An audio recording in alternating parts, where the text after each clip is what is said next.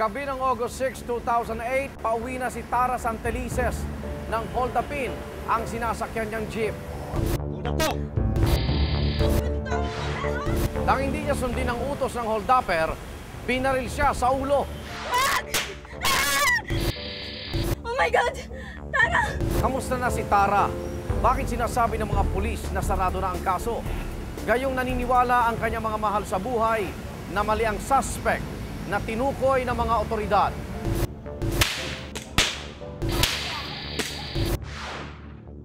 Magandang gabi.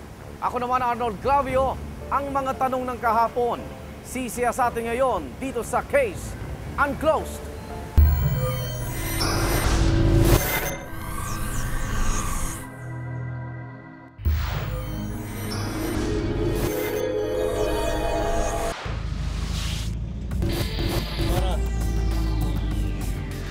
Hold up to!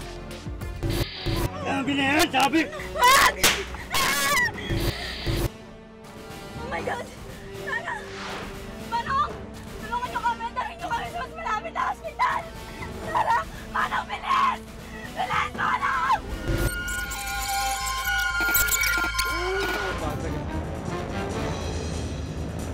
Hindi sukat akalain ng pamilya ni Antonia Marina o Tara Santelices na ang mismong pagsapit sa ika-23 kaarawan nito ang siyang hudyat ng matinding bangungot na babago sa kanilang buhay.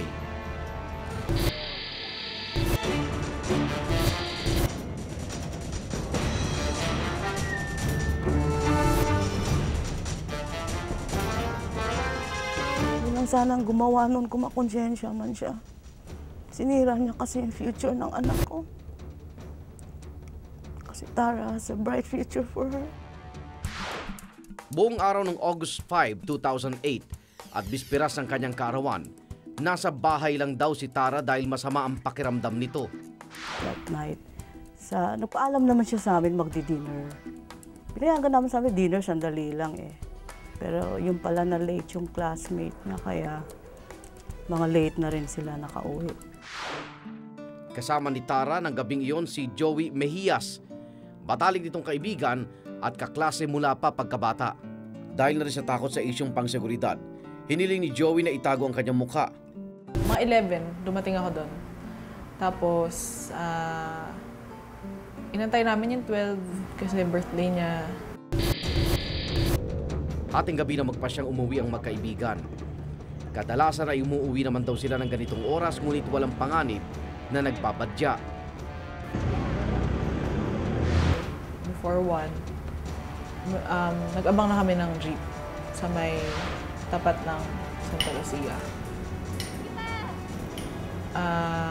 Kadalasan kasi pila doon eh, pero nag-abang kami. So, meron naman dumaan, walang laman na jeep, maliit, tapos plain lang yung ilaw. Tapos, tinanong namin kung Angono Highway ba to? Tapos, sabi niya, oo, Angono Highway. Sa hindi kalayuan, sumakay ang ibang pasahero.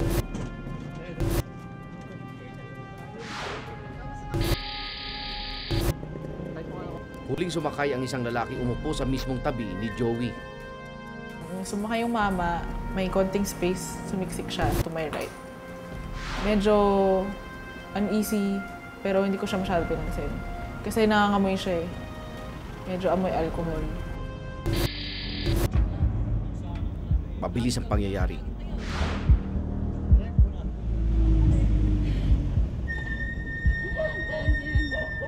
Hold up to! Biglang naglabas ang 38 caliber na baril ang lalaking katabi ni Joey. Sabi! Kayo! Bigyan mo sa akin yung sabi! Nabalod ng takot ang buong jeep na may 9 na pasahero. Si Tara, Palag sa inyo ha! hindi dahil sa gamit niya, hindi dahil ayaw niya mawala yung cellphone niya, hindi dahil sa laptop. Pero si Tara lang yung tipo ng tao na hindi papayag na mangyari yung mga ganong klaseng krimen. Ginagawa! Walang papalag sa inyo ha! Dahil sa pagpupumiglas ni Tara, Pinaputok ng holdupper ang hawak na baril at dali-daling kumaripas. Taliwas sa mga unang naiulat, hindi laptop kundi ang 2 bag lang ni Tara at Joey ang natangay ng holdupper. Tara! Tara, are you okay? Hindi nakuha ang gamit ng ibang pasahero. Manong! Tulungan niyo kami! Dalhin niyo kami sa mas malapit na hospital! Tara! Manong, bilis! Bilis, Manong! Tara! Bilis, Manong! Pumutok yung baril, hinanap ko kung saan tumama. Pagkatingin ko nga, si Tara, lupasay na. Tinamaan sa kaliwang bahagi ng ulo si Tara. Dito sa bahaging ito ng Imelda Avenue, pinatigil ng gunman ni Tara ang jeep at agad siya nagdeklara ng hold up. Manong, tulungan niyo kami! Dalhin niyo kami sa Ayon kay Joey, nakuha pa umanong magpatuloy ng driver sa ruta nito bago sila ihatid sa isang klinika. Manong, para! Nagbaba pa raw ito ng mga pasahero. Tumakbo yung jeep. May iba pang pasahero na pumapara. Tapos tumitigil naman siya. At para bumaba yung mga pasahero. Hanggang sa nag-U-turn kami sa may Vista Verde. Tumakbo na siya. Tapos binaba kami sa isang clinic. Kung ang ibang pasahero at driver ng jeep ay tila walang pakialam sa kalagayan ni Tara, may 3 lalaki at isang babaeng pasahero naman na naging mabuting Samaritano sa magkaibigan.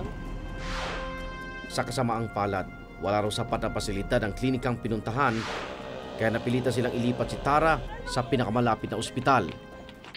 Sabi ng person in charge doon na wala po kaming medical legal. Sandali lang po. Ganyan. So, pinahiga lang muna siya doon. After a few minutes, pinalipat kami sa pinakamalapit na ospital, yung Amang Rodriguez. Muli silang tinulungan ng ibang pasahero sa paglipat. Bandang 1:30 na ng madaling araw na makarating si Tara sa Amang Rodriguez Medical Center. Daro na ng mga oras na yun ang ina ni Joey na siya ring sumundo sa magulang ni Tara. Oo, gulat kami. Kasi nasa gate na yung father ng barkada niya na sinusundo kami para pumunta ng A. Rodriguez.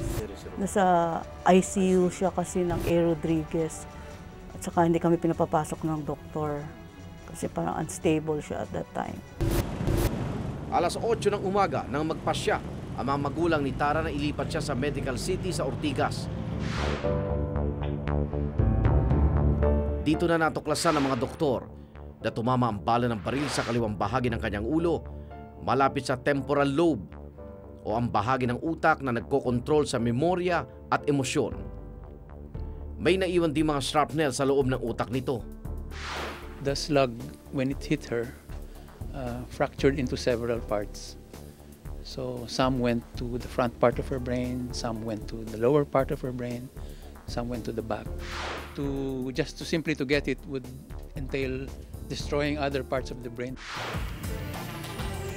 Nagpasya ang magulang ni Tara na huwag nang ituloy ang operasyon. She might give way sa operating table. Kaya kami noon, what we did, we went inside the chapel to pray. Yun lang, ask for a sign, di ba, which is the best way. Kung operahan o hindi.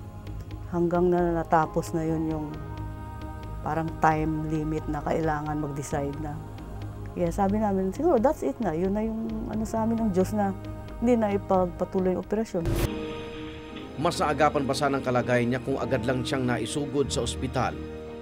Sabi ng doktor, yun yung the best time to have her operated was the time when she was still conscious. Dumagsa ang mga nagbigay ng tulong at mga mensahe ng suporta habang nag-aagaw buhay si Tara. Papasalamat kami, maraming people we don't know. Talagang tumutulong. Meron dyan bang magsa-celebrate ng birthdays nila, imbes na igastos sa celebration, bibigay nila. People na hindi namin kakilala. Huwag lang sana sila magsawa. Iba't ibang fundraising event din ang ginawa ng mga malalapit na kaibigan ni Tara. Nakaligtas si Tara sa bingit ng kamatayan. Ngunit idineklara naman ng mga doktor na nasa comatose stage siya. Kadalasan ano yung binubulong niyo po kay Tara para mabigyan din po siya ng suporta? We love her. Don't give up. We're always there for her. Whatever happens, hindi siya namin papabayaan.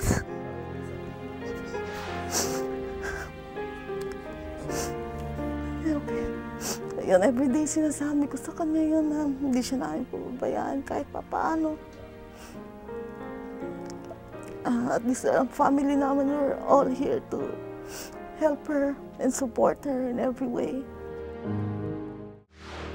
Punong-puno ng pangarap sa buhay si Tara. As a child, Tara is a very independent person. Matulungin din siya, lalo na sa mga classmates niya na nangangailangan ng tulong. She's always there for them. Nagtapos siya ng kursong AB Political Science sa Ateneo de Manila University noong taong 2007. Nang panahong mangyaring insidente ay nagsilbi siyang research officer ng non-government organization na Upland Marketing Foundation. Isa itong grupo na tumutulong sa mga mahihirap nating kababayang naninirahan sa mga bundok. Pangarap daw ni Tara na magtrabaho para sa United Nations. Gusto niyang pumasok sa UN to make a difference. Makatulong din. Danlumo ang kasama ni Tara na si Joey sa mga nangyari. Sina Joey at Tara ay pawang miyembro ng mga bandang Saffron Speedway at Scarlet Tears. Si Tara ang bass guitar player ng banda. I don't know, it's hard. I know I have to move on with my life. And I also know that I have to be strong always for her kasi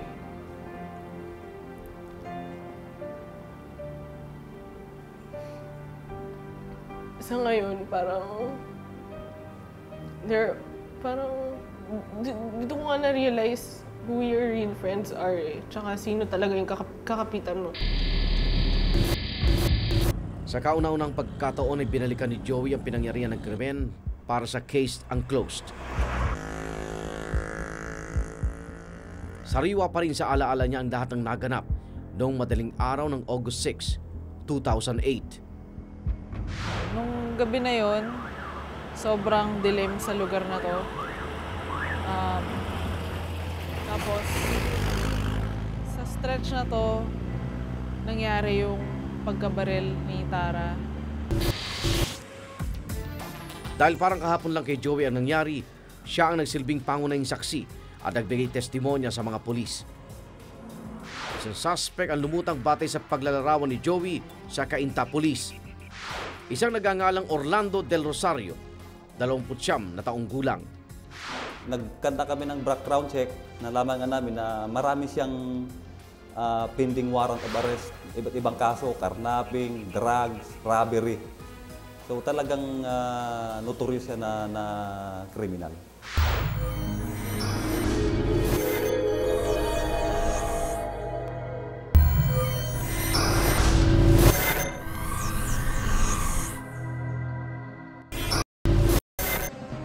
Susunod sa case unclosed. Bakit naniniwala mga magulang ni Tara na hindi pa nahuhuli ang tunay na suspect na bumaril kay Tara? Well, nung nahuli, yun sana ang sabi nating confirmation kung yun ang pinagigiitang nilang suspect kung pinakita sana namin, sa amin. But then,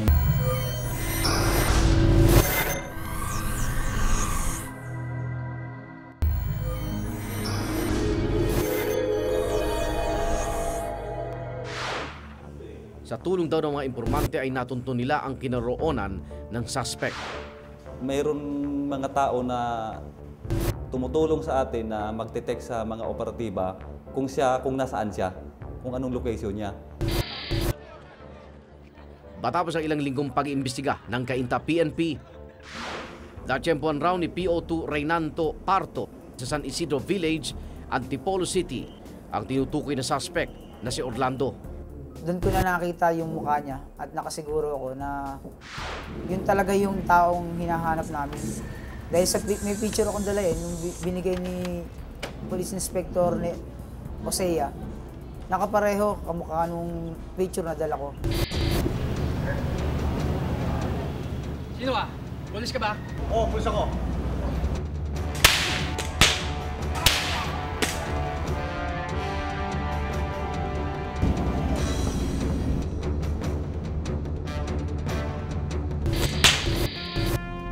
Dito sa Angono, Rizal, nakatira si Orlando Del Rosario. Tumanggi magbigay ng pahayag ang kanyang asawa. Ngunit kahit takot ang tiyahin nito at hininging itago ang pagkakilanlan, sinabi niyang hindi siya naniniwala na sangkot ang kanyang pamangkin sa pagkakabaril kay Tara. Imposible yung sinasabi nila siya yung tumira doon kay Tara. Dahil ang kwento sa akin nung asawa ng pamangkin ko, nasa bahay siya noong mangyari yung hold up kay Tara. Tapos sabi nga niya, tita, paano mangyayari yon samantalang hindi naman nagbibiyahe si Olan. Giit pa niya, overkill ang nangyaring pagpaslang sa kanyang pamangkin. 18 daw ang tama eh. Tapos talagang sabi ng mga anak ko, hindi raw nila matanggap na sobrang pagkakatama ng baril sa kanapan. Parang patay na siya, pinatay pa. Hindi ko masasabi na overkill yun kasi sa training namin talagang ang pagkaganyan, meron kami tinatawag na body head. Kasi the life of the police officer is already on the line. Ando na yun, bumunot na ng baril yung suspect eh. Bagamat mahirap pa sa daga, umaasa pa rin ang pamilya ni Orlando na lumabas ang katotohanan sa kanyang pagkamatay. Masakit. Nagwawalang kibo na lang kami dahil patay na nga siya, pagdasal na lang namin.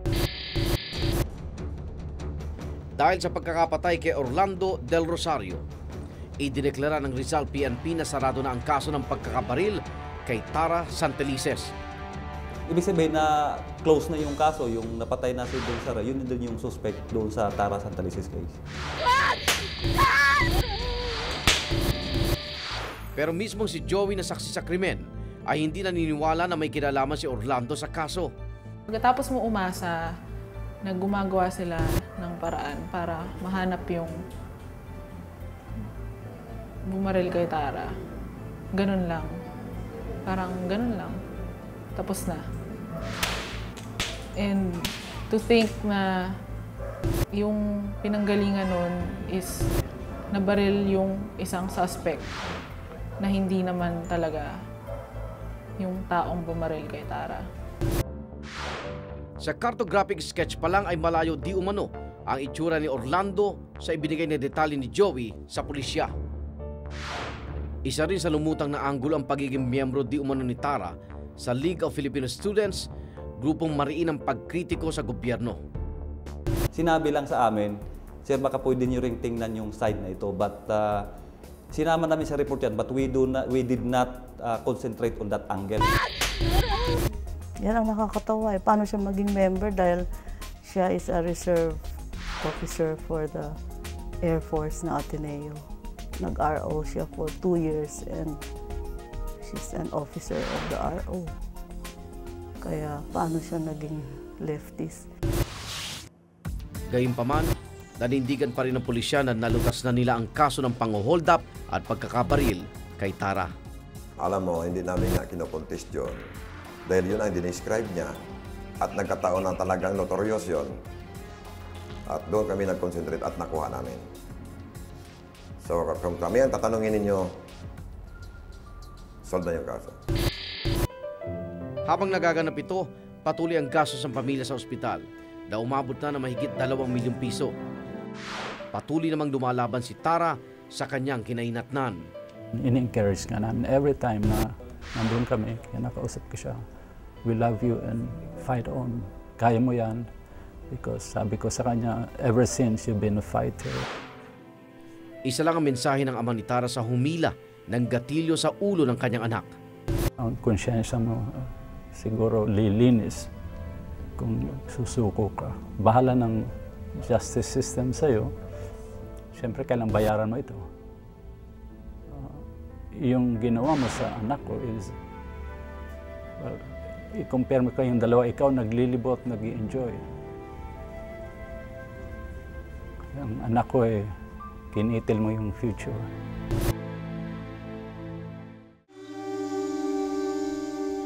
Tara? Tara? Tara? September 2008, halos isang buwan mula sa pagkakakomatose, muling nagkamalay si Tara sa ospital.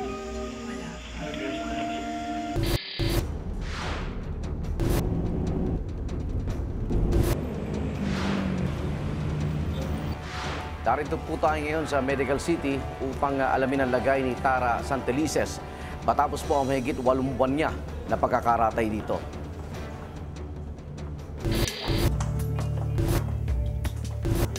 May pag-asang pinangahawakan ng mga Santelices sa pagbuti ng lagay ni Tara. Nagulat ako dahil kakala ko yung talagang ano siya, bedridden, yung pala medyo... So, malaki na ho improvement niya tayo? Malaki na rin, yes. And you're doing great, Tar, so you're doing great. Basta, if physical therapy ka lang, konting tiis, kasi medyo, of course, nabibigla siya sa physical therapy. Lumalaban. Wala na ang tubong nakasaksak sa katawan ni Tara. Nakakita na rin ang kanang mata niya pero sa kasamang palad ay nabulag ang kaliwang mata. Ngunit hindi na magbabalik pa sa normal si Tara. Kanina may bumi siya na parang nagulat kayo lahat yung alam niya may bisita. Hindi ba siya usually may big movement na gano'n? Wala. Bihira ho yun? Bihira din yan. Oo. Pero parang, I think she can hear talaga sa atin eh. Kasi yun na nga, nakaka-move siya. Alam niya siguro may mga tao. Okay, kasalukuyan po natin binabagtas itong Imelda Avenue. Ito po yung ruta na dinaanan ni na Tara at Joey nung gabing nangyari po yung krimen. Pati ang pinangyarihan ng krimen, malaki na rin ang pinagbago. Nang mangyari ang pang-hold up kina Tara, madilim daw ang lugar at halos walang sasakyang dumaraan. Pakalipas ang ilang linggo, agad na umaksyon ng lokal na pamahalaan at agad na nilagyan ng ilaw ang dating madilim na lugar. Pero ang hindi nagbago, ang paninindigan ng Cainta Police na case closed na ang pagkakabaril kay Tara. Doon kami kumuha ng base, doon sa binibigay mismo ni Joyce na kasama ni Tara na nakakita mismo ng mga pangyayari. So kami, habang as far as we're concerned, yung kaso na po yun ay close na po. Hindi na rin bago ang kaso ni Tara dito sa Kamaynilaan. Marami pang Tara ang hindi na nasikatan pa ng araw. Alas 6 ng umaga ng Agosto 18, taong 2008, nang matagpuan ang wala ng buhay na katawan ni Ruan Salvador, 29 na taong gulang sa Barangay Pinyahan, Quezon City. Isa siyang call center supervisor at papasok na sana sa trabaho ng mga oras na yon. Araw mismo ng Pasko noong 2008, tumalon mula sa jeep na ino-hold up si Jean Rose Polinar, 26 na taong gulang at nooy 8 buwang buntis. Nag-agaw buhay pa si Jean Rose at naipanganak pa ang kanilang panganay. Subalit binawian din ang buhay sa Mary Johnston Hospital. Hanggang ngayon wala pa ring linaw kung sino ang salarin sa pagkamatay ni Ruan Salvador at Jean Rose Polinar. Sa talaan ng Philippine National Police mula taong 2005 hanggang 2008, tumaas ang bilang ng street crimes sa bansa.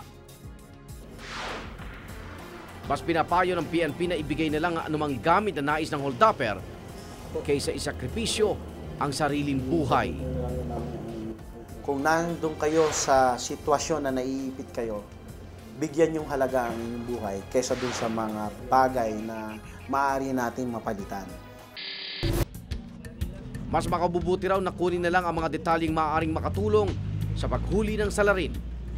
Maging observant tayo rito. Nang sa ganon, kapag inireport mo sa pulis, yung pulis nagkakaroon na kaagad ng idea o nagkakaroon din siya ng imahinasyon kung ano yung sinasabi mong tao, kung ito ba'y mahaba buhok, kalbo ba to, o medyo singkit ang mata, o medyo bilugan ba mukha nito. So parang ganon.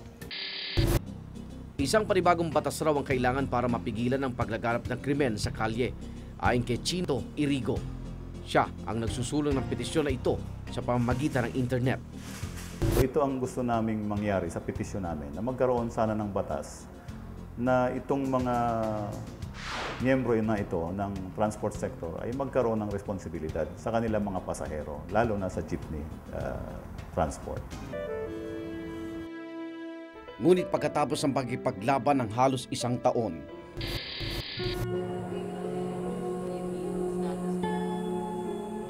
binawian si Tara ng buhay noong Lunes, July 27. Tanging alaala na lang ni Tara ang iniwan niya sa kanyang mga mahal sa buhay. Thank you for giving me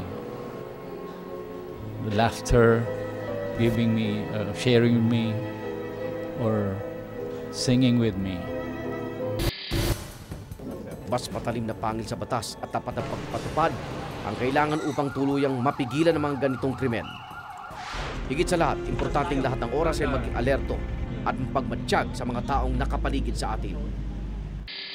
Hanggang sa susunod na Huwebes, ako naman Arnold Clavio, ang mga tanong ng kahapon sisiya sa atin ngayon sa Case Unclosed.